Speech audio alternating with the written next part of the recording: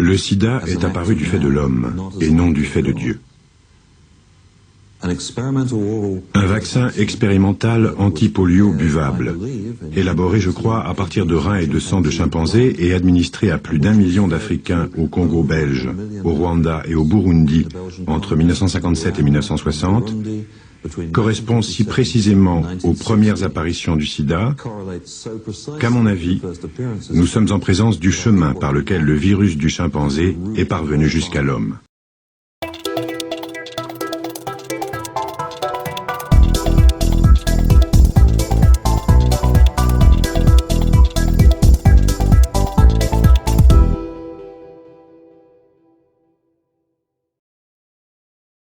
L'ancêtre du VIH est aussi un virus de singe. Et Curtis fait le rapprochement avec une campagne de vaccination polio au Congo. Je me suis penché sur la campagne de vaccination anti-polio menée par le docteur Koprovsky dans l'ancien Congo belge, entre le milieu et la fin des années 50. J'ai axé mes recherches sur cette campagne à cause de la coïncidence géographique. C'est en effet dans la même région que les chercheurs situaient les débuts de l'épidémie de sida chez l'homme. Et cette fameuse région d'Afrique est justement l'épicentre de l'épidémie du sida. La thèse de Curtis va secouer la communauté scientifique, car elle met en cause un des leurs, un chercheur de renom, pionnier de la lutte anti-polio, Hilary Koprovsky. Koprovsky, lui, choisit l'Afrique et un pays en pleine expansion, le Congo belge, longtemps propriété du roi Léopold et joyau de l'empire colonial. Avec ses mines de diamants et surtout d'uranium, le Congo fait partie d'accords commerciaux entre l'Amérique et la Belgique depuis la Deuxième Guerre mondiale. Mais c'est aussi et surtout un pays dont l'infrastructure sanitaire est parmi les mieux organisées et les plus modernes d'Afrique. L'Institut Princesse Astrid est un des laboratoires médicaux les plus importants et les plus complets de l'Afrique centrale. Il dispose d'un personnel nombreux et d'un matériel ultramoderne, tant pour l'exécution des analyses courantes que pour la recherche scientifique et la préparation de vaccins et sérums utilisés dans la lutte contre diverses maladies infectieuses. La sollicitude des services officiels s'étend spécialement aux enfants, l'avenir même du pays. Dès l'école, tous les enfants sont soumis à des examens médicaux et à cette occasion reçoivent un carnet de santé, véritable fiche d'identité sanitaire.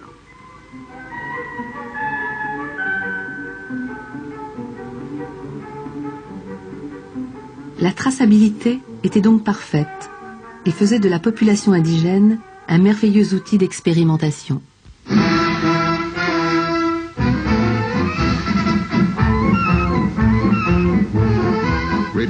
Au Congo, retour au calme politique après les récentes perturbations. Léopoldville s'engage dans une lutte sans merci contre la paralysie infantile. Les hôpitaux sont pleins à craquer de mères avec leurs enfants, lesquels se verront administrer par voie orale contre ce fléau qui frappe les jeunes.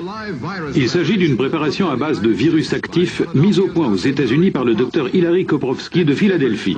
À la différence de notre célèbre vaccin Salk, celui-ci n'est pas injecté, et si l'on en juge d'après la facilité avec laquelle les enfants l'acceptent, ça doit être bon. Hilary Koprovsky est allé au Congo et il a pris des gens qui avaient fait l'objet d'abus et de mauvais traitements, qui avaient été, si je puis me permettre, victimes de l'expansion coloniale depuis près d'un siècle. Il s'est servi d'eux. Je ne crois pas que quiconque à l'époque se soit soucié de l'aspect éthique de la question.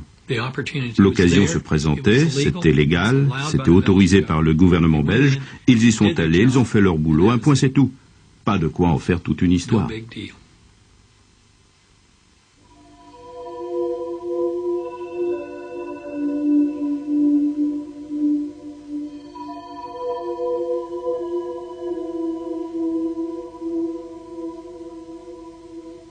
Sabin et Koprovsky font leurs expérimentations au même moment avec présenté à la Food and Drug Administration en tant qu'employé du gouvernement pour demander si je pouvais avoir des échantillons des premiers lots de vaccins anti-polio pour les analyser, afin de déterminer s'ils présentaient des traces de virus, on m'a dit qu'il n'y en avait pas.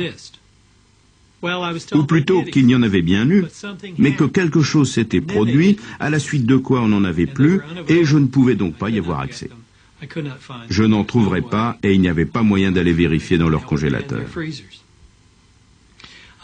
D'autres personnes m'ont dit que tout ce travail avait déjà été fait et que la thèse était infirmée. Je n'avais qu'à prendre ça pour argent comptant, même si je ne les croyais pas. C'est donc parce que j'étais fonctionnaire que j'ai dû laisser tomber. Le sida est apparu du fait de l'homme et non du fait de Dieu.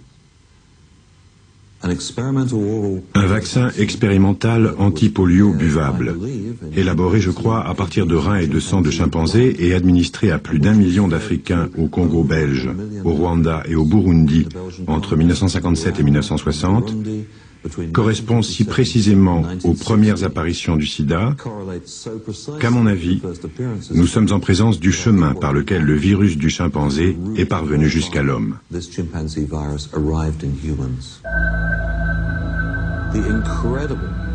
On voit sur cette carte la remarquable corrélation entre les endroits où le vaccin Chat a été administré en Afrique centrale et les premières occurrences du VIH et du sida.